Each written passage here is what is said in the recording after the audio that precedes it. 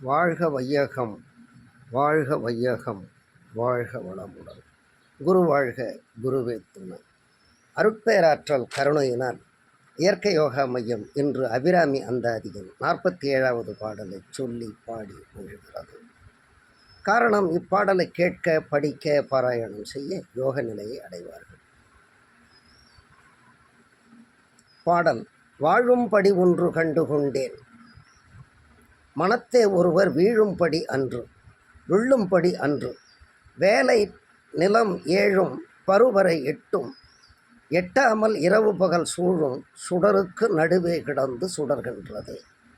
வாழும்படி ஒன்று கண்டுகொண்டேன், மனத்தே ஒருவர் வீழும்படி அன்று, விழும்படி அன்று, வேலை நிலம் ஏழும் பருவரை எட்டும், எட்டாமல் இரவோ பகல் சூழும் சுடருக்கு நடுவே கிடந்து சுடர்கின்றதே.